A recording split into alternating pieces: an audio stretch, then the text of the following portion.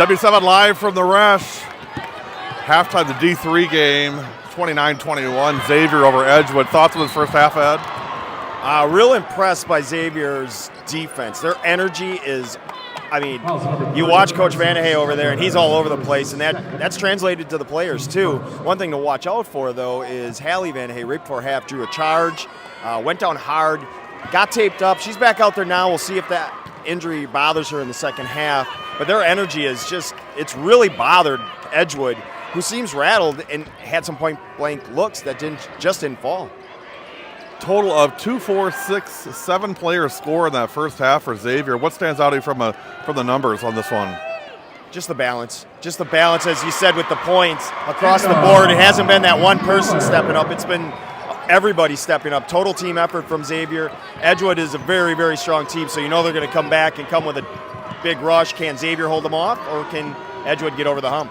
I think coming into this game, I tell you what, I've been dead wrong on everything so far. I did so well Thursday and Friday. I've totally imploded like a dying star today. Albany Monticello getting the win. Great game for them. And then Laconia gets the win, which I thought would happen, but I did not think it was going to be a 4-point game. And, I still, hey, congratulations, Laconia, but they just didn't play what I would say a typical Laconia game.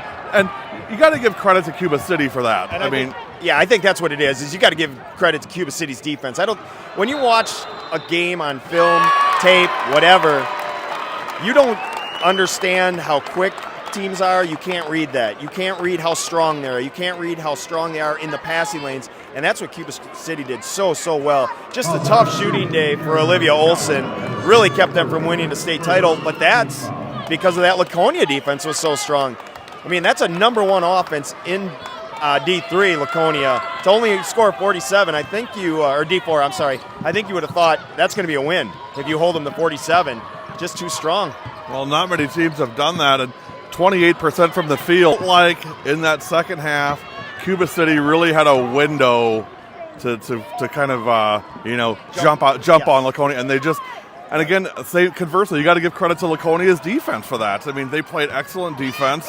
And, what really good teams do, and you know this, if your shot's not working, double down on defense. They did that. They played really, really good defense, and, they're rightfully and deservedly, 2-time state champs. And Peyton Morgan hit a big 3 that gave them some life during that kind of stemmed that tide. And then at the end, Molly Duell hitting those free throws. Those are as clutch as they get to hit them to seal a championship. It was a great effort from Laconia. I was really impressed by Cuba City, though. I really was.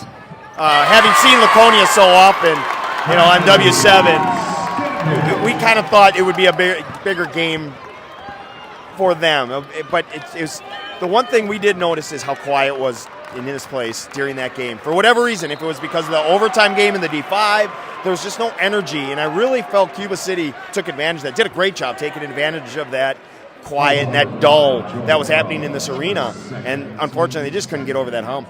I don't think it ever gets old going to a state tournament, but you kind of at the same time feel like, third time in a row here, maybe it's, not old, just something that we just do every year, and it's hard to convince 17-year-old kids that this is a once-in-a-lifetime thing when they get here 3 times. Get here 3 times, and you've won the last 2. So it's a good program, obviously. So they lose one senior, I believe, coming back.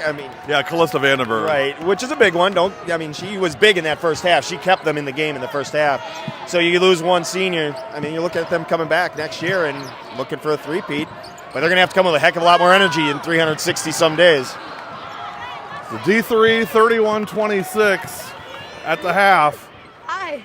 We're going to let this guy say goodbye. Just say, hey, you've been watching live from the RESCH. Okay. Say that. You've been watching live from the RESCH. I've been watching live from the RESCH. Get out of here. You've been watching.